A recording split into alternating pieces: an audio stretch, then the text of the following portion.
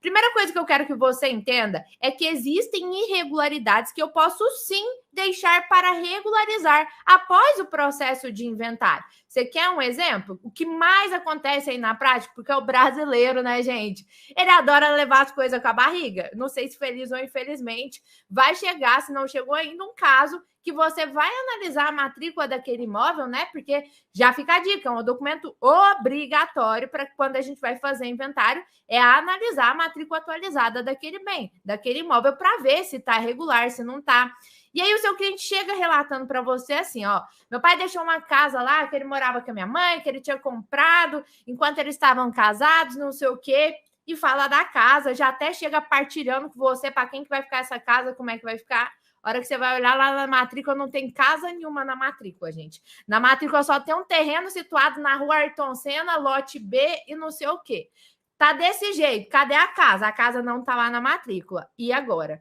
Esse caso é um dos que mais acontece. E a primeira coisa que você tem que fazer é analisar o código de normas do estado onde você está fazendo esse inventário. Aliás, de onde está situado esse imóvel. Porque às vezes eu estou fazendo inventário aqui em Minas Gerais e o imóvel está em São Paulo. Aí eu tenho que olhar o código de normas de São Paulo. Então eu tenho que olhar aonde está ali aquele imóvel, porque é lá que vai estar o cartório de registro de imóveis da matrícula daquele imóvel, e é lá que eu vou ter que registrar aquele imóvel, né, o formal daquele bem específico. Então, primeira coisa é olhar, vou repetir, porque eu sei que tem muita gente que nunca ouviu falar disso. Código de normas, né? Você digita na internet, código de normas da corregedoria, do tribunal, porque quem redige esse código de normas é a corregedoria. Então, nesse caso, você vai olhar, porque tem estado que obriga você a regularizar isso antes de fazer o inventário. Presta atenção, a maioria dos estados não obriga. Então, fica a dica aí para você, a maioria dos estados não obriga, mas tem que prestar, porque tem um peguinha. Você não pode, eu falo que você não pode, para você ficar atento aí no seu caso em específico. O que você não pode fazer? Chegar lá o seu inventário, o seu cliente relata que tem uma casa, na hora de fazer lá as primeiras declarações do inventário, as últimas declarações do inventário, plano de partilha, né, a declaração do imposto ITCD, a gente vai falar mais sobre isso amanhã, né, o passo a passo da partilha, imposto ITCD, amanhã 8 horas da noite, né, na nossa imersão, mas enfim, você não pode, nesse caso, relatar que existe uma casa se na matrícula só tem um terreno. A menos que você regularize esse imóvel antes.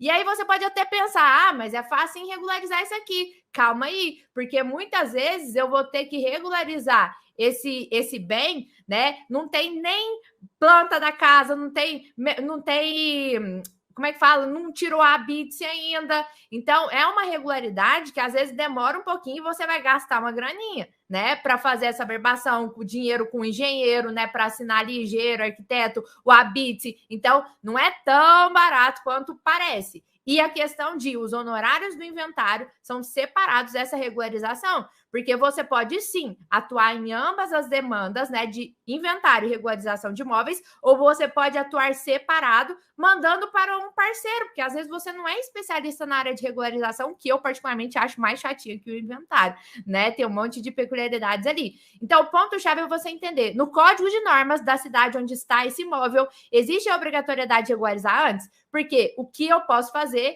é inventariar o terreno. Então, eu não posso citar a casa, sendo que lá na matrícula tem um terreno, e no final vai dar erro lá. Como é que eu inventariei uma casa se lá na matrícula tem só o terreno? Cheguei lá, não bate, eu inventariei uma coisa que não existe lá na matrícula. Aí o cartório vai falar assim, não, minha filha, regulariza isso aqui. Na matrícula vai ter que constar essa casa para a gente partilhar essa casa. Por que isso acontece? Porque quando a gente vai estudar lá direito notarial registral, existe uma linha, né? Não tem como eu ter um terreno aqui, querer registrar uma casa sem ter a verbação dessa construção da casa. Então, o ponto que você vai ter que entender é Código de normas deixa você regularizar isso depois, porque se ele deixar, você vai inventariar o terreno.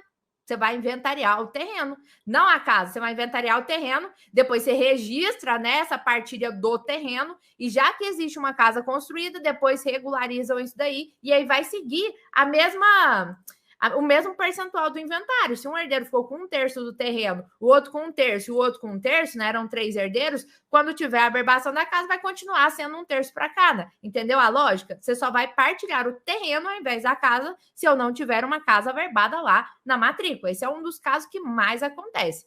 Ah, não, no meu estado, há obrigatoriedade, eu sou obrigada a regularizar antes. Então, é importante você instruir o seu cliente, falar, olha, eu tenho que analisar a matrícula aqui, isso nos seus primeiros atendimentos. Tem que analisar a matrícula aqui, porque aqui no nosso Código de Normas fala que a gente tem que regularizar. Se tiver uma casa que está construída e ela não está averbada, a gente tem que regularizar.